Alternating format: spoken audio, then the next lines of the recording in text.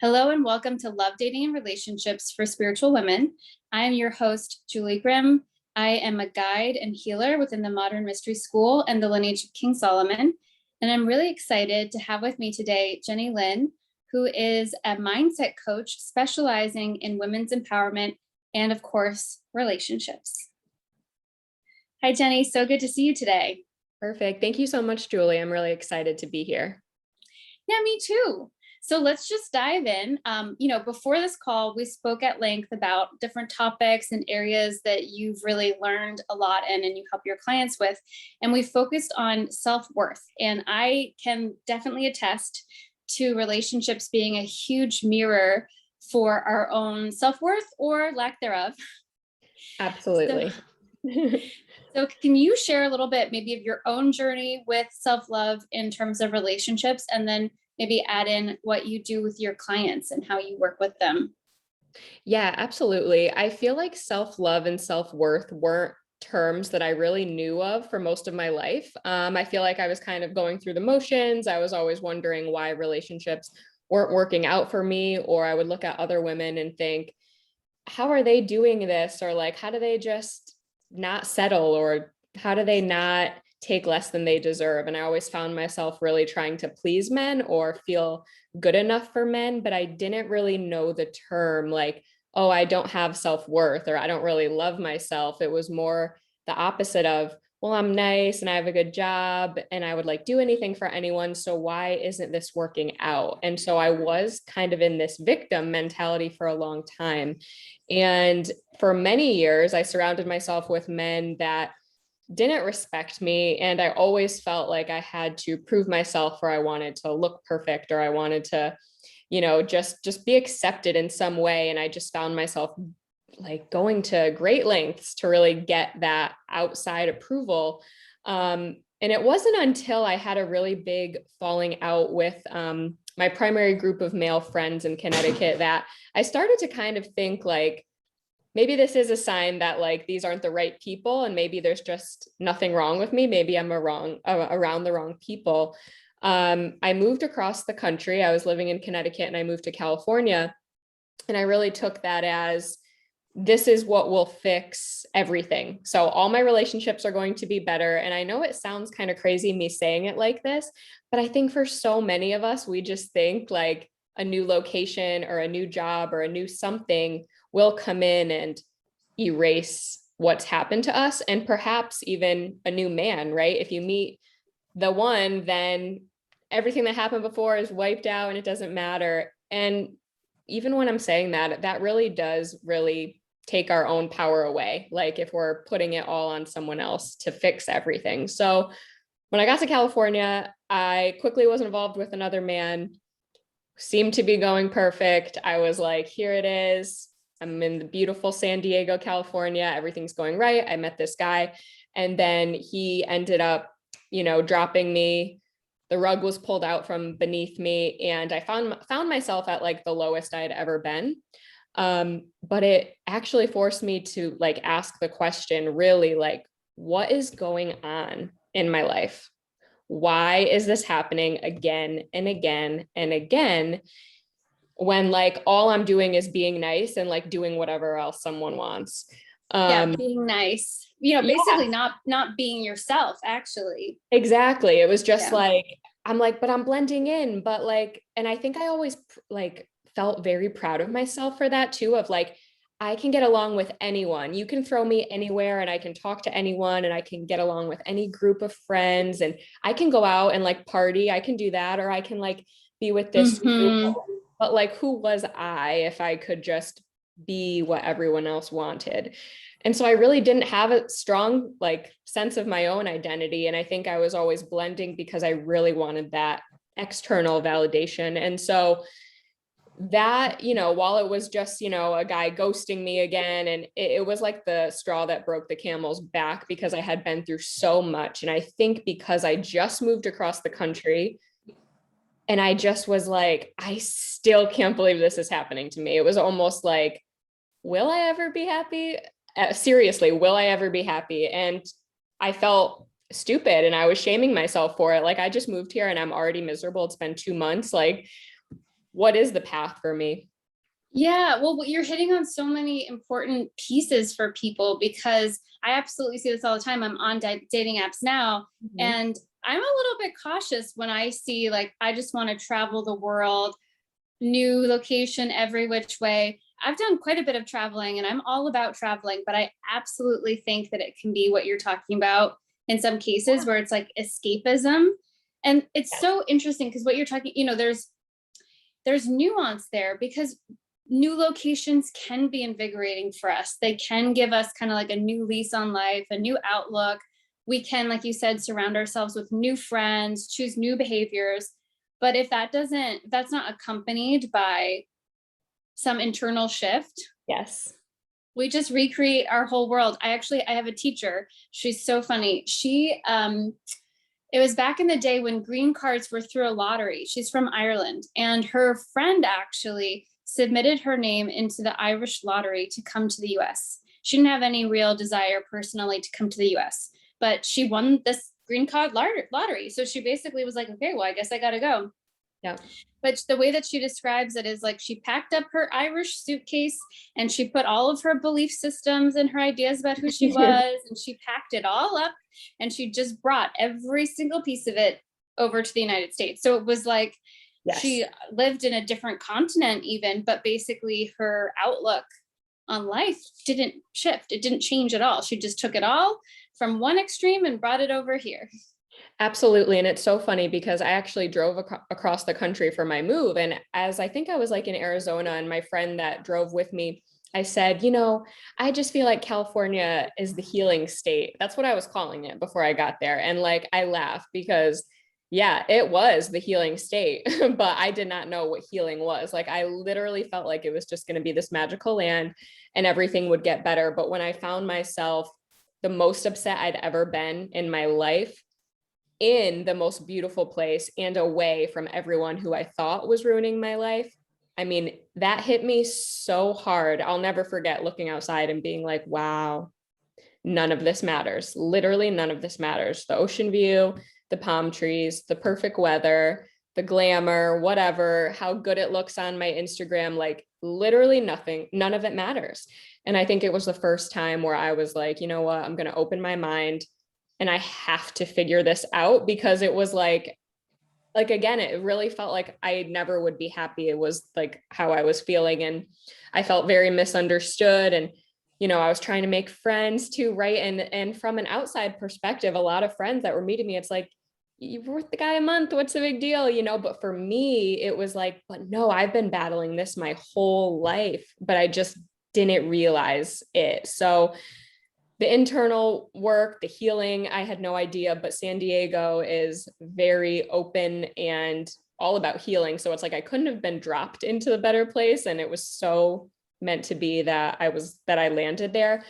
So I opened my mind up, I hired mentors, and, I started exploring like inner child work. I started really cultivating confidence and happiness from within. And I'll never forget, my first mentor told me to take lipstick on my bathroom mirror and write, I am enough. And I was like, well, what does that even mean? Like that's how far off from this I was. And it was like, that was my first ever affirmation. And that was really the beginning for me. And I was there for 2 years. And I mean, I wish I could say that that experience really was it. And then I just was confident and I loved myself.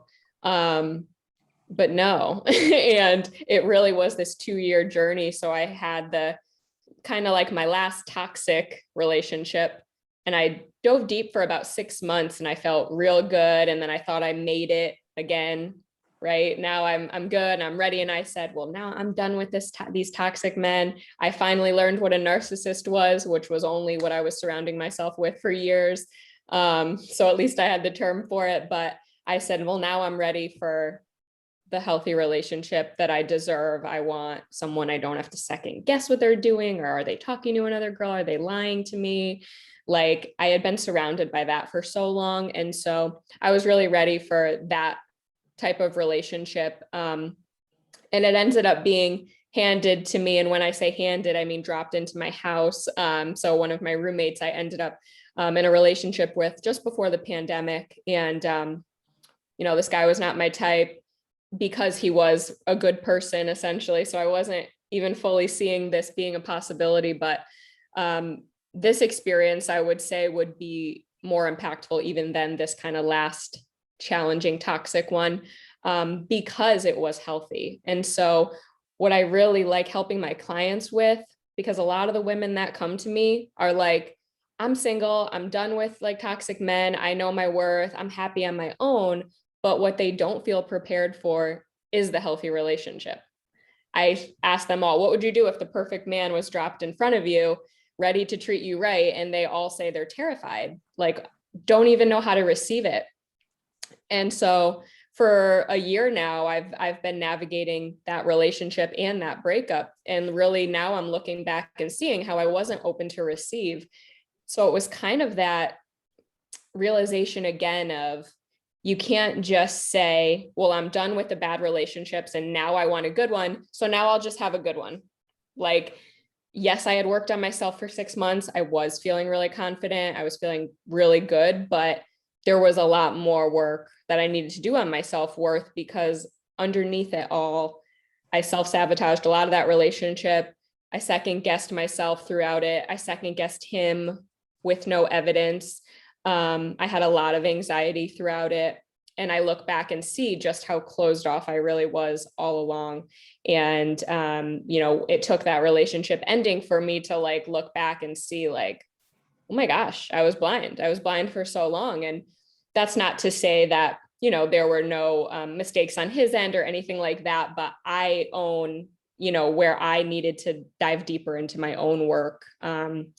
So it's been a lot of learning, a lot of struggles, a lot of hard days, but it's really all been for me. And now past me for my clients, because it's like, I see a younger version of myself in my clients, and I just want to help them through this process, because I know what that feels like to look back and think like, geez, I missed all of that because I was so in my head. And I really deep down, I didn't believe it was possible that someone actually cared, because I was so used to the opposite. And I really just didn't believe I was worth it yet deep down. And so, yeah, it's been a journey for sure. Yeah, it's so amazing what you're saying. It's almost like there's different steps within the healing journey. And, like maybe step one is, okay, no more settling for scraps. Yes. Like I'm not going to buy into this behavior where I feel like I need to even try and compete or like sell myself to somebody who frankly isn't a high quality person. Right. So like no more settling for scraps. But then the next step is opening yourself up to receive that high quality person that you do desire and feeling worthy of that. And then I'm sure there's more steps after that, maintaining the relationship through its ups and downs. Yeah, absolutely. It's so involved. It's so involved. And it honestly blows my mind. And, I am someone that I really am self-aware, and I like to look back and really see, where was I not owning my worth enough? Where did I not believe it? And, I remember throughout a lot of that relationship, and granted, most of it was during quarantine. So we were all kind of, losing it a little bit and spending a lot of time together. I know a lot of relationships formed and also ended during that time, but, for a lot of it, I remember always thinking in my mind, well, he just doesn't care. Like, he just doesn't care. And, I wish I had a coach back then that could kind of point this out to me.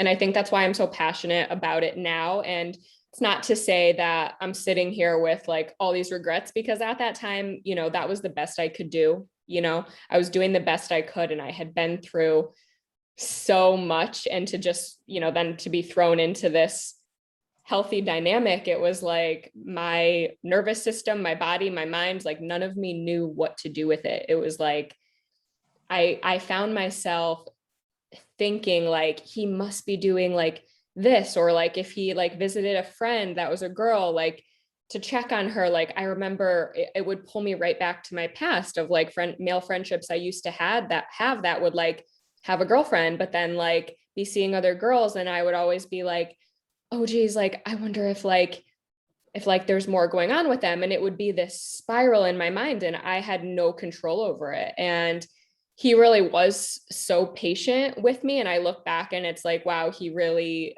he really listened, like he really was there for me and like comforted me through a lot of that. But that's really not the purpose, right, of a Right. relationship. That's Right. I get to be, I get to work through that on my own and feel solid. And that's not to say a partner doesn't support or comfort you ever, but I had a lot of inner work that just I hadn't done yet. And I needed to. Yeah. Yeah. And it's like, like you were saying, we want that relationship to be able to celebrate joy and create things with, not necessarily like be our healer for deep-seated wounds. Although they will always in a way be that, but maybe Yes. not so much to one side. But I love how you put it that, ultimately all that work was for you, because so this is a whole series about love, dating, and relationships, and it's really focused on cultivating that relationship with other.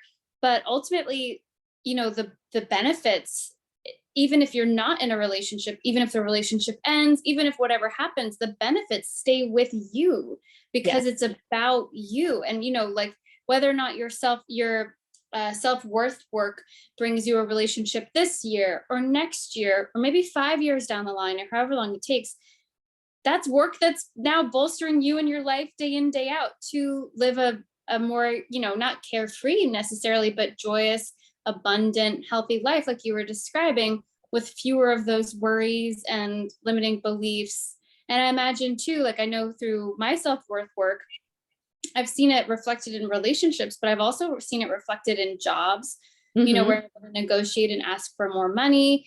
And it's interesting because, and I'm curious too, what your take on how people can identify if they've been in this state of unworthiness. But for me, there was always, our true state is worthiness. We deserve, we Yes. are deserving.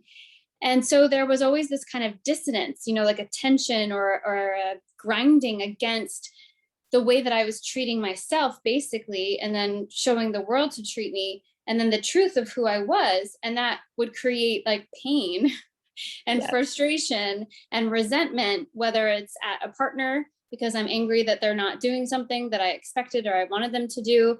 But ultimately, I haven't really been holding that energy. Like, I want you to actually respect me, Right. or I'm a respectable person who Yeah. needs to be treated in these ways. Or even, whether it's an employer or a client or whoever it is, there's always those opportunities for us to grow, but then also to apply our learning, which is really amazing. Yeah, absolutely. And I think that so much of the self-worth, like it's so easy to outsource that. And so whether it is a relationship or a job, for example, I mean, I hired my first coach after this breakup. It was very traumatic the way, he exited my life, and we maintained a friendship for a bit. And, I look back to and I see how kind of like each complexity of it really did teach me more, as challenging as it was. It's allowed me to shine a light on where the light needs to go. And so it's definitely not easy, but it's taught me so much. And everything changed from that place of like realizing what needs the healing. And like now I have the tools, the techniques, like the modalities to move me through these things, so that I know that when I enter my next relationship, like it's not like I'm coming to them like, oh my gosh, all of this, like, and I feel this way and this way and this way, and like fix it all. Like this isn't, there won't be this like emotional dumping. And like, it's not to say again that you don't ever lean in for support, but the way I was doing it was like, I wanted him to validate my worthiness for me, and I wanted him to make everything better. And through working on myself, I feel like now I'm in this strong sense of like, I literally know what I deserve, and like I feel so open to receiving it. And the ways that I've seen it matched have actually been a lot in career. I've done job interviews, and they're like, the one guy interviewed me and cut me off after one question, and he's like, I don't even need to interview you anymore. Like, I've never seen someone this confident. Like, I have no doubt, like, yeah, it's yours. I mean, and I'm like, oh my gosh, what what am I doing? And just like everyone around me being like, I want what you have. Like, how do you just like know you're worthy? Like, how do you believe in yourself so much? And I think, career, it's really been shining a lot. And then starting my business too, I was like, wait a second. When I look back and see everything that's happened to me, and of course it's more than the few examples we mentioned here, I'm like, all of this was not for nothing. And I've really been able to take years and years of pain and challenge and struggle in relationships and just like insecurities within myself. And like through the work I've done, I'm like, I really have so much to offer other women, because like, I don't want women to like have to take, right, like as long to get there. Because at the end of the day, like, I'm not saying no one can do it on their own. Like, but for me, when I hired the support, like it was night and day. I mean, within a matter of months, I'm like, oh my gosh, who even am I? In the best way. It can make such a difference. There's this quote about Tiger Woods that's like, Tiger Woods is a professional golfer because he has a coach. Yeah. He is, maybe I don't know where he's ranked today, but he has that high ranking because he has a coach. He's not so good that he doesn't need a coach. The better that you become, the more you need a coach. Yeah. Because, where we begin to stop ourselves becomes harder and harder to see. And, I operate a little bit, I've had coaches before, but I operate in more of a spiritual world. So we talk about guides, which is what I offer too, guidance for people. And it's like, well, the more that I'm a guide, the more I need a guide to reflect back to me those areas where I'm still not able to see, how I'm maybe sabotaging things or mucking with things. And it's so funny. I remember when we discussed this offline before the call, part of what I was really drawn to in your story is that I can so relate. I mean, I had a spiritual awakening, but what really, I started meditating pretty intensely. My whole kind of understanding of reality was a little bit flipped on its head. But what really sealed the deal for me was that I fell madly in love with somebody and then broke that relationship to pieces in like a 3-month time period. And I took a step. It was heartbreaking. It was like so painful for me. But I looked at it also very similar to what you were saying about San Diego with that breakup. It was like the straw that broke the camel's back. And I just looked at it and I said, oh my gosh, like there's something inside of me. And again, I'm like, I don't exactly know what it is. But I know I got issues. I don't want to recreate that. And that was where I had already been meditating with my spiritual guide. But I basically was like, okay, let's work together. Like, what do you have? Show me it. Let's do it. And creating that sort of commitment. And it's not, the commitment, the inspiration came from the failed relationship. But ultimately, like you said, it's a commitment to self. Yes. And all of the beautiful things that blossom from that, some of them being higher vibration relationships, but I'm still single. So also not, having per se arrived anywhere there, but starting my own business and just, living a life that's filled with more self-love, like you were talking about. Yeah. And I think like the biggest gift through all of it, and like, in talking about this, right, it's almost like the goal isn't like, the happy, like, I don't even want to say happy ending, like just like the, when you're watching a Disney movie, it's like the beautiful fairy tale ends when the woman finds her prince. And like, that's like no longer my end goal, is what I'm trying to say. It's like, yes, I want the relationship I deserve. And I definitely know that it's on its way to me, because even now, like when I'm dating and everything like that, I can see how I'm creating like these men, right? They're open-minded, they're like genuine. Like when I talk about my business, everything seems to mesh together. And it's just like, it's different than it's ever been, because I used to have so many limiting beliefs too. Cause now I moved back to the East Coast actually. And I used to say, like when I left the East Coast, I was like, all the men here are terrible, right? But it's like, but that's what I believed. So that's what was true. So yeah, you were creating your reality. Essentially, you were speaking that out into the world, and the world went like, okay, yeah, we're only going to give her the crummy ones.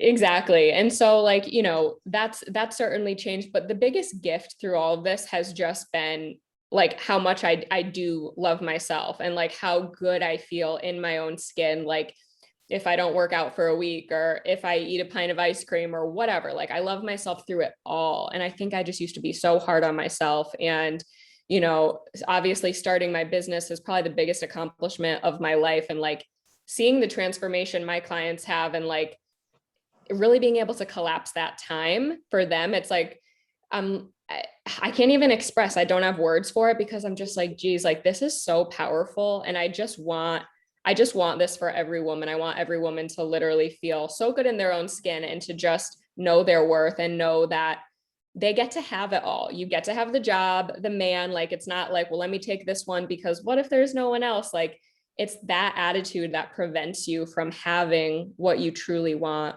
And I just think I've had this like kind of roller coaster of self-worth where it's like I hit that low, you know, then I had the good relationship and there were, and like that was a great relationship. So I'm not painting it out. It wasn't terrible, but I look back and see how I wasn't present. It was almost like I was there, but my eyes weren't open to all of the good.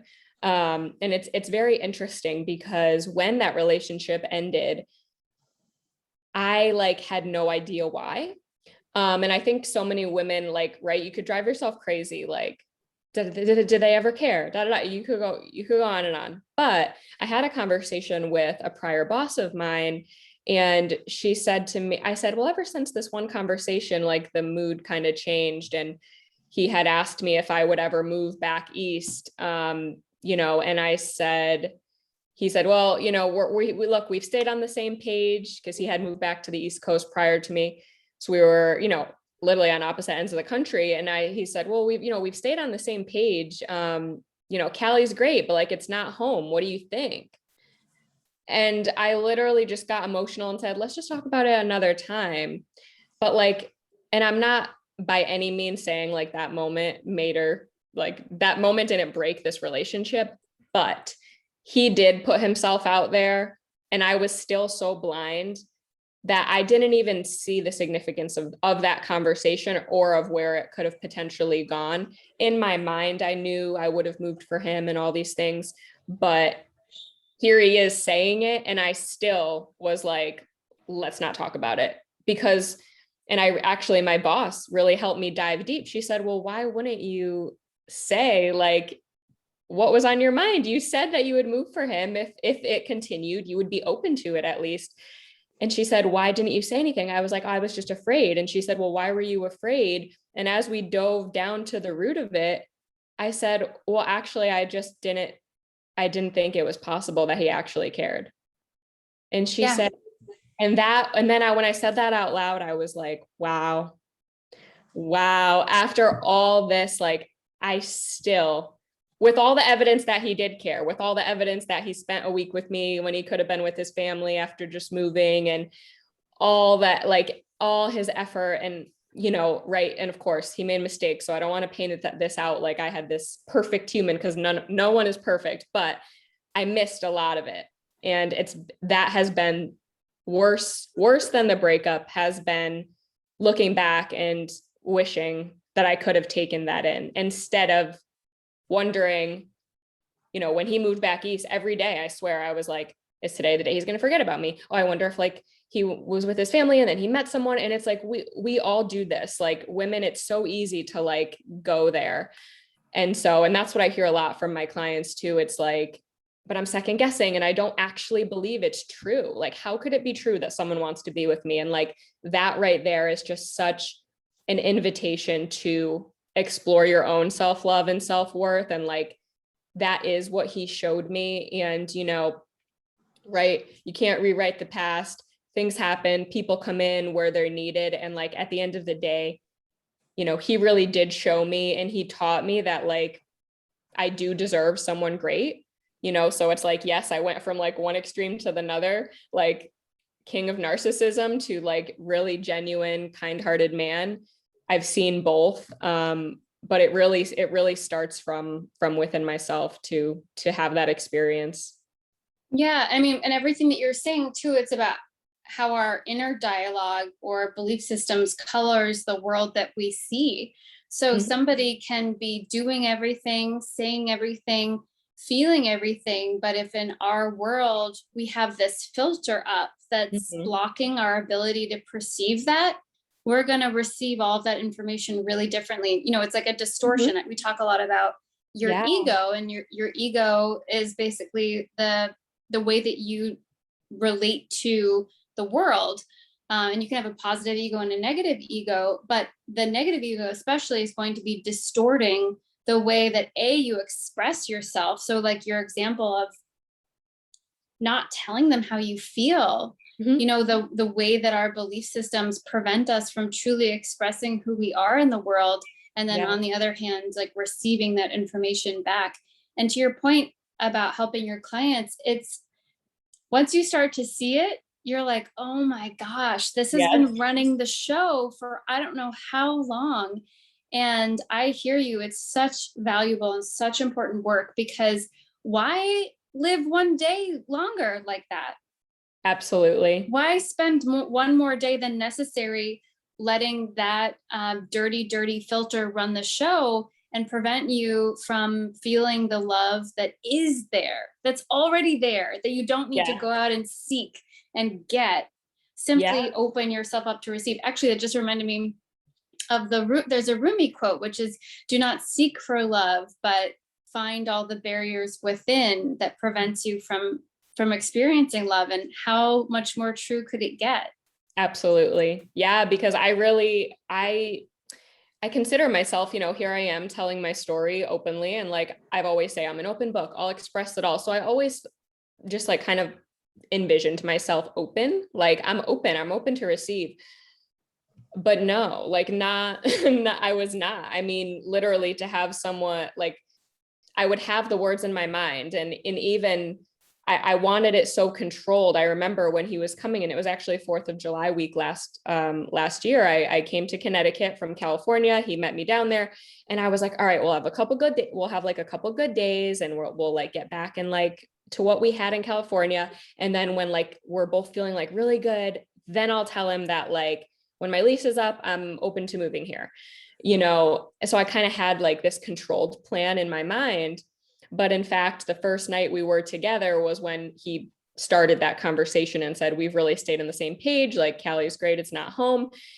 But like that threw me off so much, because it was also like, this isn't what Jennie planned out in her mind. Like, this isn't in my script. Right. So even though it was positive, my walls were still like, wait, this cannot be real. And I actually even remember thinking like, there's no way he would ever say that to me on the first day. But it's like, why? And like, right. And I don't know his full intention for that convo, but all I do know is that I firmly believed with all of me, there was no way he would express that he wanted to be with me.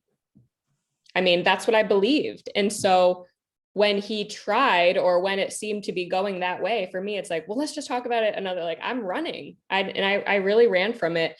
And when he broke up with me later that week, I literally was in shock. And then it's like, I'm backtracking. I'm like, wait, I wanted to say this, or I was going to say this.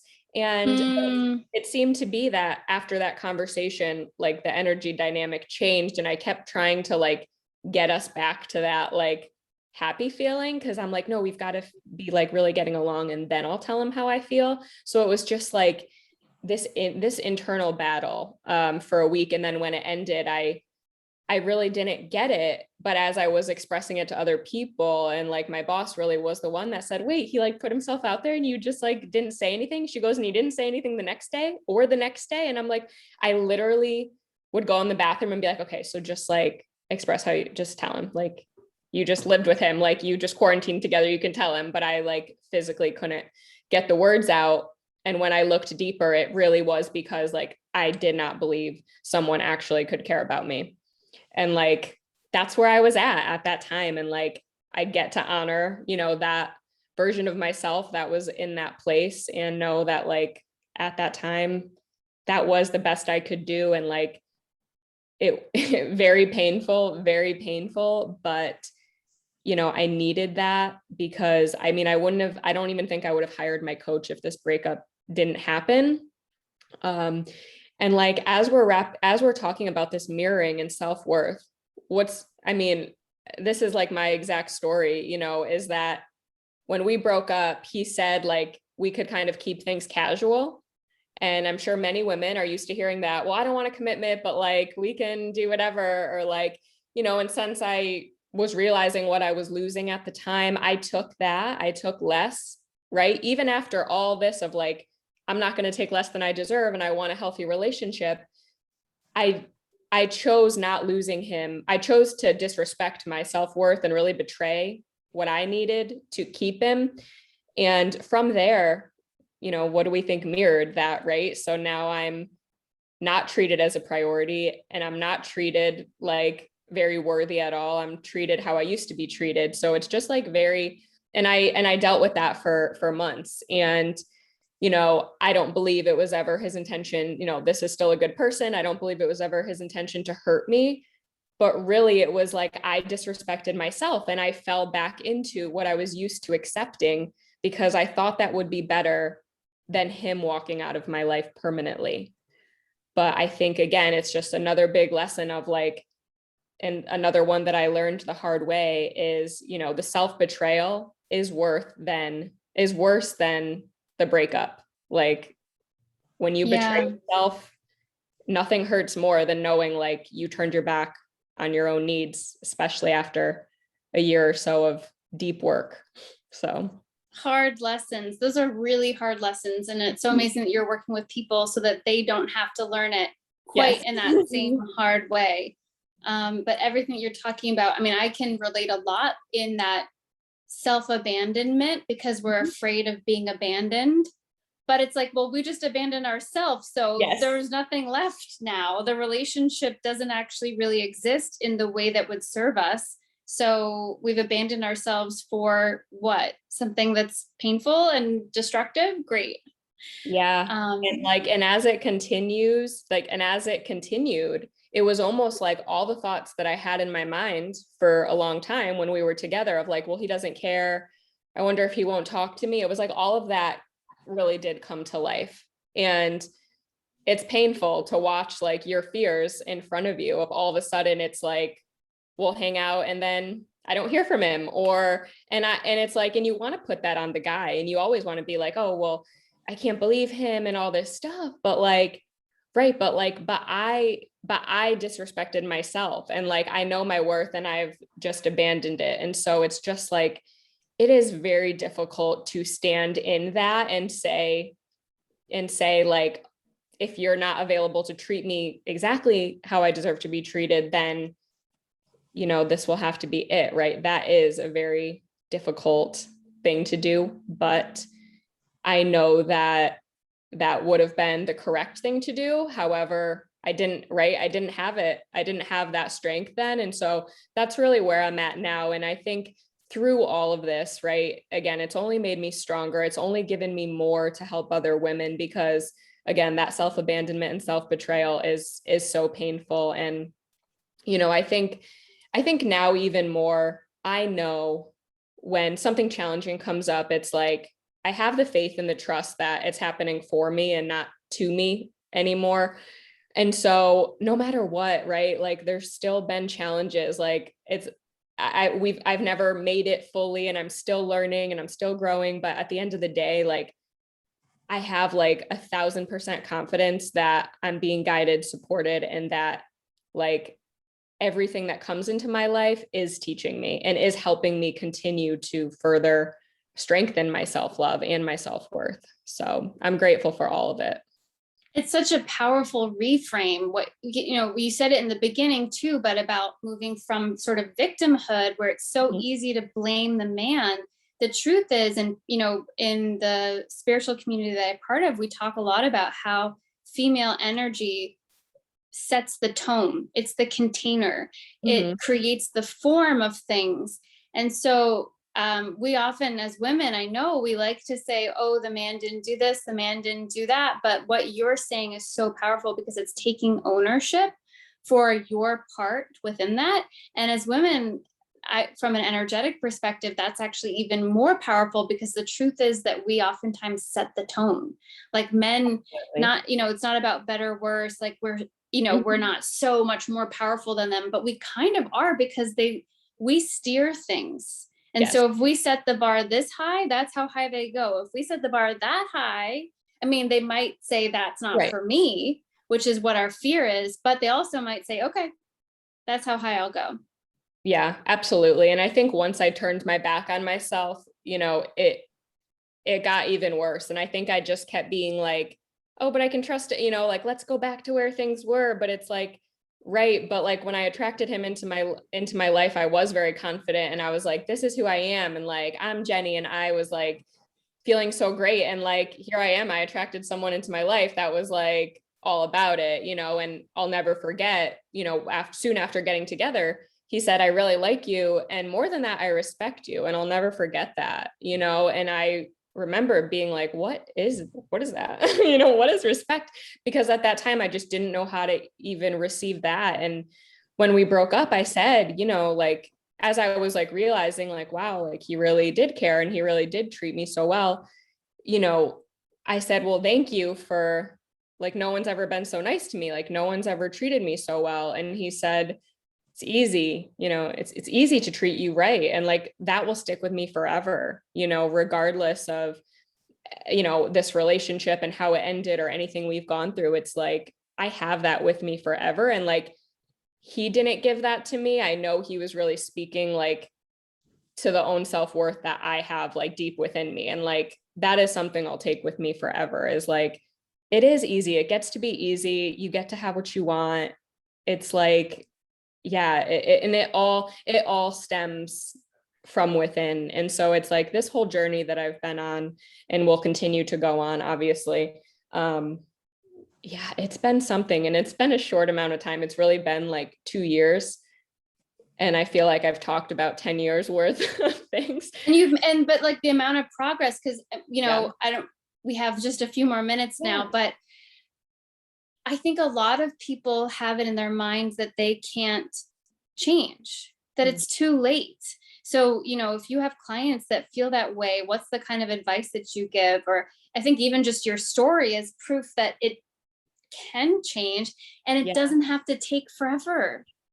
Yeah, absolutely. I would say it's never too late. And it honestly reminds me of even some conversations I've had with my mom, not with relationships, but just when I'm like, starting my business. And it never once has occurred to me like, well, I'm 31, so I should be here, or I should, I should be married, or I should be doing this, or I should be like looking for a man that I can like settle down with. And it's like, who really created that rule? Like, who really created this timeline? This isn't real. This is just what we've seen, and it's just what's around. And like, so it's normal for women and, men too, for us to think that way. But at the end of the day, like, we get to have more power and control over our own lives. Right. So if I want to, start a business, which I'm not saying by any means that I'm like too old to do that, but if I want to start a business now, or at 50 years old, I decide that I've found my passion, I would tell anyone to go for it. It's never too late. And there's no one that designates, well,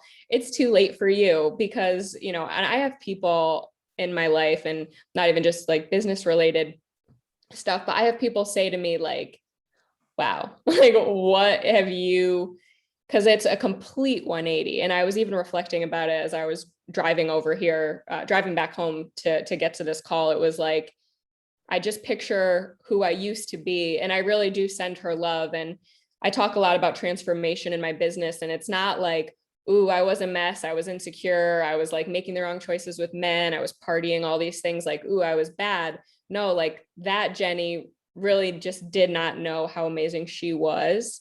And so I like think back to her, and I just like wrap her in a hug and like let her know, like, don't worry, because you're going to go through some things that are going to prove to you just how special you are, and just like how amazing you are. And you're going to see soon that all you want and like deserve, you're allowed to have it. And so it's like, that Jennie to me sitting here today, it is a complete 180. And it's like, if I can do it, like, anyone can do it. I wholeheartedly believe that like anyone who wants to take that ownership and say like, you know what, enough, like no matter where you're at, or just like this keeps happening to me, or in relationships, like why, it's like I believe that anyone, once they kind of shift into that, like this will be different, I will do what it takes, I'm going to take ownership and work on myself, I believe anything is possible from that point. And it's an honor to guide women through this, for And sure. such a powerful gift to yourself, whether at 30 or 50 or Yep, whatever age, it doesn't matter. Because again, like you said, absolutely. it's about you. It's not even about, I mean, we want to manifest the relationship, the job, the money, whatever it is. But at the core, it's all about you. And so such a Mhm. beautiful and powerful gift to give to people. Yeah, I honestly feel like the best gift like you can give in life is like yourself to yourself. Like I know that doesn't sound totally like right poetic, but it's like giving you to you feels so good. And it's just I seriously wish for every woman to feel that feeling of just like, oh my gosh, I really, nothing has been wrong with me. Like I've always had it. I've always been worthy. I was born worthy. Things have happened and I may have forgotten, but now I remember. And so I'm going to spend the rest of my life knowing that.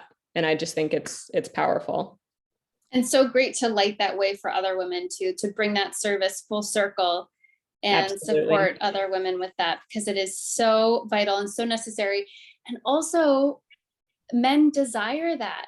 Mm-hmm. They desire a woman who feels worthy. It's a safer space for them. It's more fulfilling. We say like, oh, men, they just want sex or something. But the truth is they don't. That's not actually fulfilling for them either. Right. But Absolutely. they might not have clarity fully in what it is that they desire until maybe they meet it. So Yeah, for sure. Yeah, we get to set the tone, we get to set the example, and not everyone's a match, not everyone's in the same place and can like rise to meet those needs, and like that gets to be okay too. Like what you want and what you deserve is out there, it exists, and like that's something I wholeheartedly believe. It's like I already know it's on its way to me, so I just feel right, super empowered and super grateful to have gone through all of it, literally every day of it, no matter how hard it was, because now I'm here and lighting the way for others. So amazing. Thank you so much for sharing your story. And I'm excited for all the people who are going to connect with you and that you're already serving in this work that's just so beautiful, so important, and more, for me, excitingly brings joy and love and yes, passion back to the earth, which we need. We all need it so much. So we do. Thank you, Julie. I appreciate this so much. yeah. And so if anybody wants to get in touch with Jennie, her links are below the video, so you can reach out that way. All right. Thanks everybody for All right, tuning in. perfect. Thank you guys.